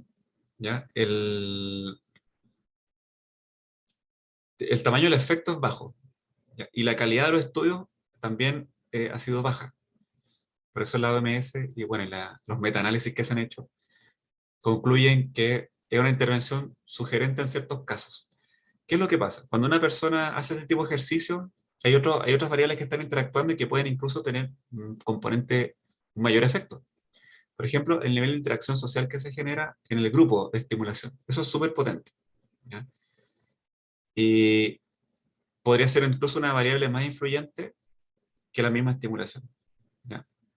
Ahí vale la pena recordar el concepto. Estimulación cognitiva es cualquier actividad inestructurada que ponga a prueba las funciones cognitivas. Por lo tanto, trabajar, por ejemplo, hacer un bingo o jugar a la lotería es una actividad de estimulación cognitiva porque es inestructurada, no tiene objetivo específico, ¿ya? Distinta del entrenamiento cognitivo donde uno elige deliberadamente ciertas actividades que buscan entrenar ciertos sistemas cognitivos. ¿Ya? Hay un nivel más voluntario deliberado de planificación de la actividad. Y finalmente tenemos los enfoques de rehabilitación, que son individualizados y centrados en compensación de defectos cognitivos y que tienen una finalidad de que la persona se mantenga lo más funcional posible y con un alto valor idiosincrático, es decir, que son metas importantes para la persona. Entonces, es súper individual. Bueno, ¿qué es lo que pasa? En personas mayores sin deterioro cognitivo, el hacer este tipo de actividades de estimulación cognitiva inestructurada disminuye el riesgo de demencia. Sí, efectivamente, si comparamos los sujetos que no tienen deterioro cognitivo, ya, que hacen este tipo de actividades versus los que no hacen, claro, los que no hacen tienen más riesgo. ¿Ya? Así que se le ha achacado el beneficio a la estimulación cognitiva como de ser preventiva. Y está bien. Es un efecto parecido al de la actividad física. La actividad física también disminuye el riesgo de padecer demencia. Comparada a la gente sedentaria con la que hace actividad física, los que hacen actividad física de intensidad moderada tienen menos riesgo. ¿Ya? Luego salió otra línea de investigación donde dijeron, bueno, combinemos las dos cosas. De hecho, nosotros mismos hicimos un estudio en donde les pedíamos a la gente que, por ejemplo, hiciera sentadillas al mismo tiempo que memorizaba unas fotos, o que hiciera algunos ejercicios físicos con los brazos al mismo tiempo que iban diciendo palabras que empezaban por una letra, ¿ya? Que son las actividades duales de estimulación física y cognitiva. Y la verdad es que el efecto es similar, el beneficio es similar. Al final de la intervención, las personas que se sometieron a este tipo de actividades tienen mejor rendimiento cognitivo que aquellos que no se sometieron a esta actividad. ¿Ya? ¿Cuál es la trampa? Que generalmente estas intervenciones son muy parecidas a los test cognitivos que se utilizan para evaluar. Por lo tanto, de alguna manera es como que se entrena a las personas los tests. ¿Ya? Y ahí se genera su principal debilidad, que las personas mejoran en los test cognitivos, pero no mejoran en su vida real. Esa es la gran limitación. Entonces hay un montón de estudios, de ensayos clínicos, que lo que hacen es aplicar test al inicio, dos grupos, uno intervención, otro sin intervención, o con una intervención alternativa.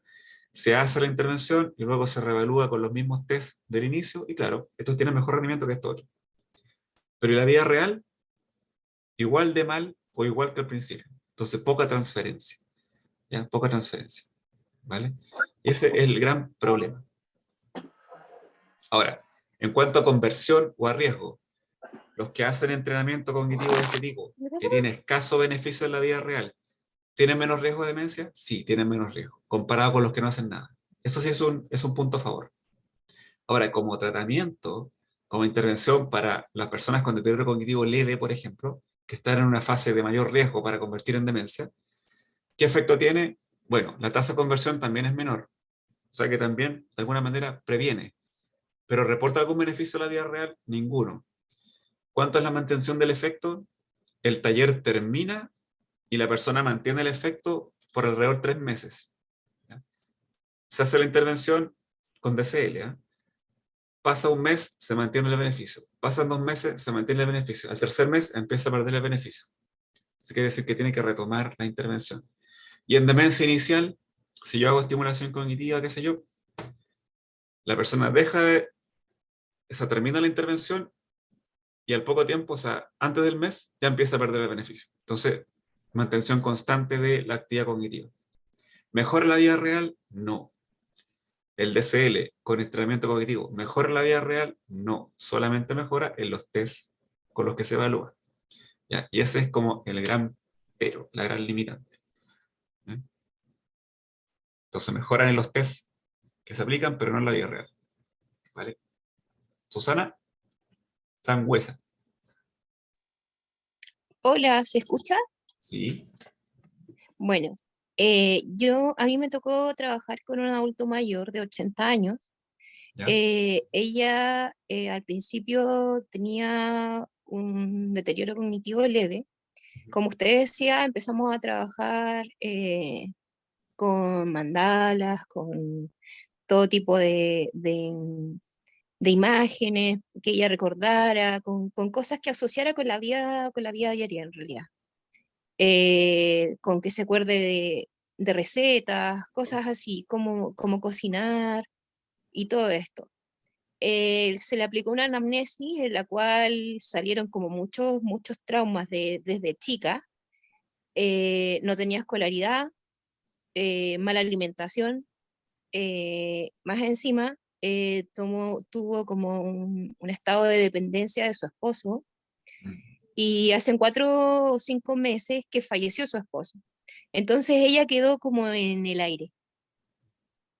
De hecho, vivían en las viviendas de casas tuteladas, y como ella, al no ser autovalente, tuvieron que sacarla de ese lugar.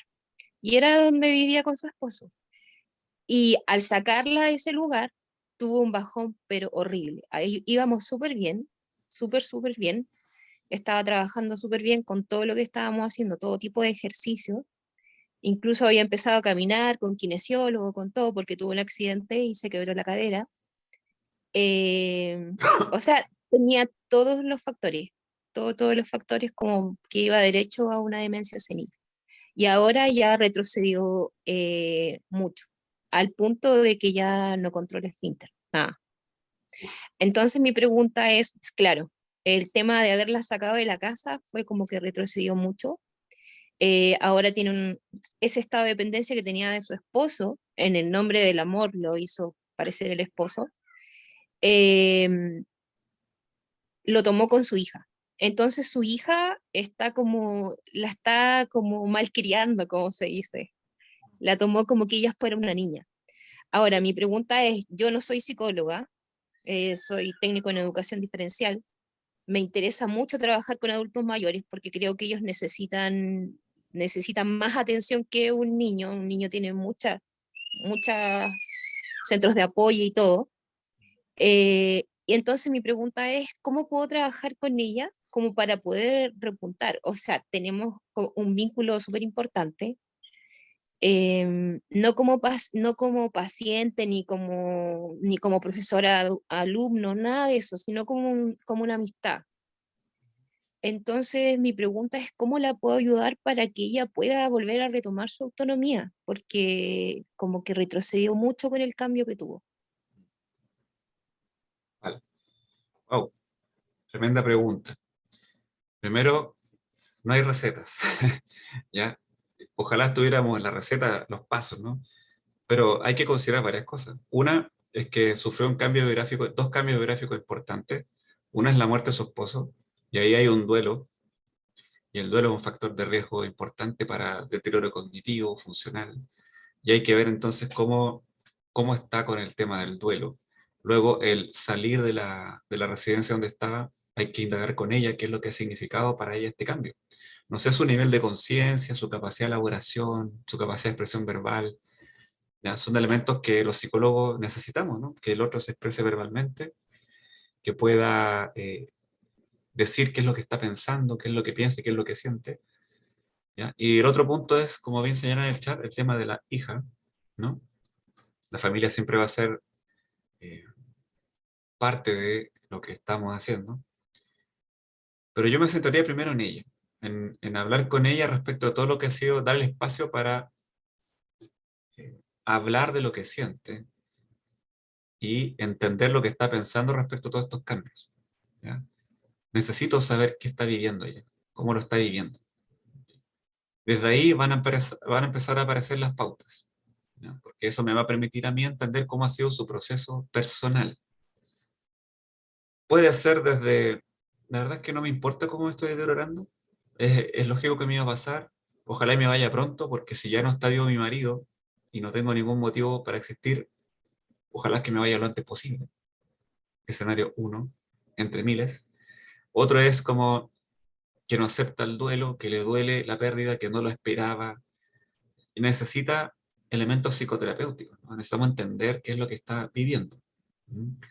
Para luego pensar en intervenir. Y lo que vamos a intervenir es lo que ella decida, ¿no? Lo que ella decida que es más importante, si es que ella tiene la capacidad de tomar una decisión juiciosa. Si eso no está, la familia es la que toma la decisión pensando en lo que ella hubiese decidido. Eso es importante. Ustedes que conocen a su madre, o que conocen a la abuela, o que sea, ¿qué creen ustedes que hubiese hecho ella? Eso cuando ya tenemos un nivel de demencia que le impide a la persona procesar lo que estamos diciendo, que le impide a la persona reflexionar o tener algún grado de ejercicio de voluntad consciente, ¿no? Ahí ya recurrimos a la familia. Pero hay una cuestión que es evitar el furor curandis, es como evitar el impulso a curar a la persona. Primero necesito entender, porque ella pasó de una situación a otra situación, muy compleja. Duelo, remoción de una residencia, cambios. Entonces, eso puede elicitar en nosotros las ganas como de intervenir rápidamente para restaurar el nivel previo, y eso puede responder más a nuestra propia desesperación como interventores, porque la vimos bien y ahora la vemos mal, y puede que no sea lo que ella necesita. También puede haber un poco de negar la influencia de lo que le está pasando. O sea, si ella es persona mayor y está en un estado de deterioro y le pasa todo esto, digamos que el empeoramiento es una de las posibilidades bastante probables, ¿ya? Y eso a lo mejor nos llama a nosotros más bien como a asumir este nuevo estatus, asumir esta nueva situación. Por eso hay que evaluar, entender lo que está pasando, ¿ya? Antes de intervenir. Y siempre se interviene de una cosa y luego de otra. ¿Cierto? Porque en esta situación, esta bomba que cayó, van a emerger una serie de problemas en simultáneo. Y tú vas a ver hace un montón de cosas, que la hija es como que la ejerce algún tipo de maltrato psicológico en esta infantilización, este paternalismo, que ella no entiende que eso es maltrato, sino que lo ve como que la está ayudando, ¿ya? Va a emerger esto del deterioro cognitivo, que se está empeorando cognitivamente, que está viviendo un duelo en paralelo. O sea, van a emerger muchos problemas. Entonces uno no puede hacerse cargo de todos los problemas al tiro. Hay que entender lo que está pasando y ver cuál es más importante, ¿ya? Eso. Y claro, aceptar el devenir de la historia. Es posible que se empeore, eso es altamente probable. Eso es altamente probable. Claro, eso es lo que yo le decía, que en realidad muchas veces de repente me veía llegar y me decía, ay, no hice mis tareas. Ajá. Entonces, eso quiere decir también que es un deterioro leve, que es un deterioro cognitivo leve, no realmente una demencia. O sea, Porque ella relativo. está súper consciente de, claro, de las cosas que tiene que hacer y todo. Uno puede entablar una conversación coherente con ella, y el tema es, claro, yo le digo que no es problema si no ha hecho tareas ni nada, son son sus tiempos, que ella se puede tomar el derecho de llorar si quiere, Ok. de poder hacer las cosas que ella quiera, de tomar sus propias decisiones, porque ahora es ella la que lleva la batuta de su vida. Pero no sé, no sabría decir si lo estaba haciendo tan bien. Como le digo, no soy un psicóloga en este tema. Mira, Entonces, complejo lo que tú pero describes, porque claro, hay que analizar la transferencia. ¿Cómo ella te está viendo a ti? ¿Por qué y por quién hace esas tareas? A lo mejor la está haciendo por ti. Hay que analizar ese vínculo, ¿ya? eso es lo que me dice su hija, me dice, se pone feliz cuando llegas. Entonces, ¿cómo te ve? ¿Te ve como una terapeuta o te ve como otra cosa? ¿O te ve como una hija o te ve como una nieta o quizás cómo te ve? Ahí hay un tema de la transferencia y contratransferencia. También cómo la ves tú. No vamos a entrar en detalle en este momento. Pero hay que analizar las transferencias, ¿no? Cómo yo veo a esta persona. ¿Qué me pasa a mí cuando se empeora?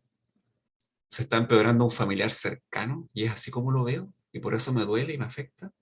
¿O es un consultante que yo tengo una relación profesional que ha sufrido un duelo reciente y a la vez un cambio de contexto, y que eso evidentemente explica su deterioro, y yo puedo ver entre toda todo ese montón de problemas, puedo ver con claridad y actuar profesionalmente y no vincularme emocionalmente y ver las cosas con claridad? ¿ya? Entonces, no es para nada fácil el tema relacional, ¿vale? Entonces, hay mucho que entender de ambos lados. Eso, Ese es el tema, si es que uno se vincula mucho con ella, porque yo realmente no la veo como una alumna, yo la veo como el ser humano que es, o sea, con todos sus dolores, con todos sus duelos que tiene que vivir.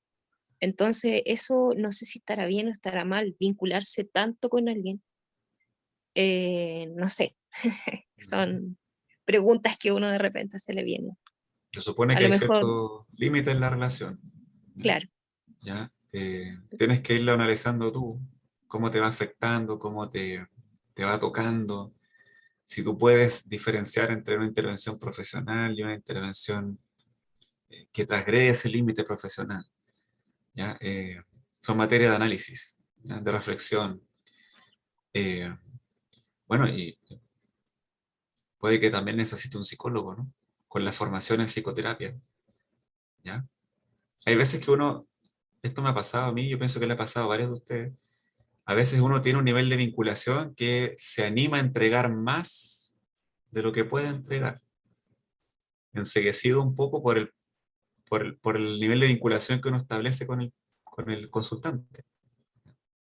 Entonces, y en ese afán de entregar más, movilizado por este nivel de vinculación excesiva, claro, no me doy cuenta que hay otro que a lo mejor puede entregar más cosas de las que yo puedo entregar por el nivel de formación que otros tienen en otros terrenos, ¿ya? Entonces, eso también es importante de analizar. Claro, y el resultado es que uno termina súper agotado, porque eso que quiere entregar a lo mejor no está al alcance de uno. Entonces, ojo con eso que es propio de la relación, que duele, que angustia, que confunde, ¿ya? Los temas relacionales humanos son realmente difíciles. Eh, Respecto a otra cosa, el tema de demencia senil, claro, el concepto de demencia senil se dejó de utilizar ahí por el año 89, ¿ya? Porque al decir senil, ¿no? Estábamos circunscribiendo el tema de la demencia en un grupo de personas mayores y eso generó estigma, generó incremento del viejismo y del maltrato, por lo tanto esa denominación se eliminó, ¿ya?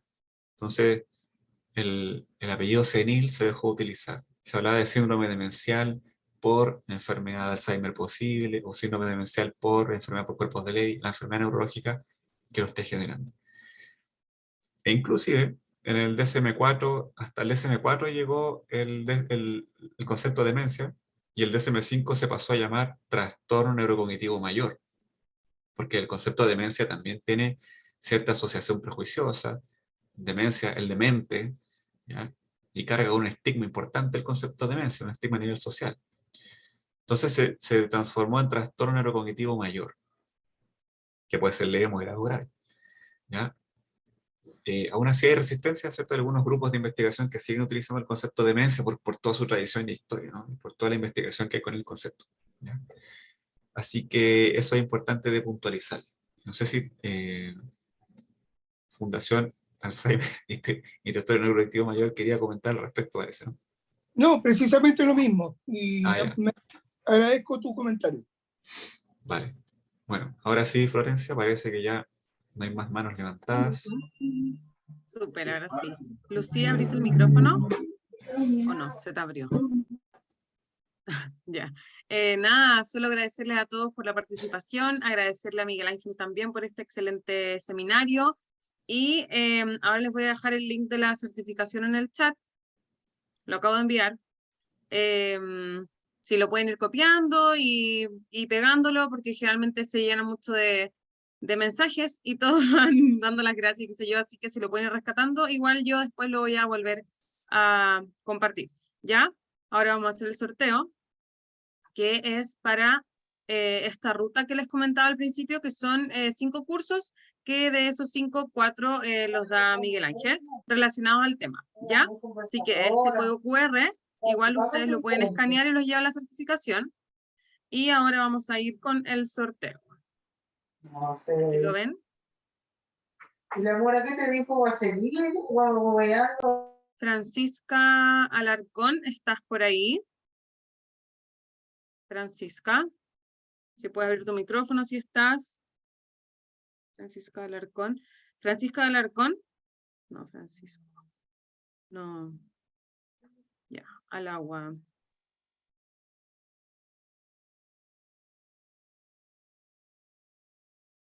Fabiola Loyola sería la ganadora. Si es que ella no está. No, no está. Al agua. Hola, yo sí soy Francisca Alarcón, no podía abrir el Ah. micrófono hace unos minutos. Bueno, Francisca, entonces tú eres la ganadora. Muchas gracias. Ya, muchas felicidades. Te acabas de ganar esta beca a la ruta de estos 5 cursos, así que te van a contactar por tu correo electrónico, ¿ya? Ya, muchas gracias. Para hacer efectivo tu premio. Y voy a pegar de nuevo el link. Ese es el link, chicos. Así que eso, volver a darles las gracias a todos por la participación. Esperar verlos en los siguientes seminarios, que siempre estamos dando este tipo de charlas cortitas gratuitas. Están generalmente publicadas en nuestro Instagram y en la página web también. Así que esperamos verlos prontamente. Muy buenas noches a todos y muchas gracias otra vez, Miguel Ángel. Gracias a ustedes, muy buenas noches, gracias, excelente la dinámica, la conversación, descansen y nos vemos entonces en futuras instancias como esta. Un abrazo. Chao, chao.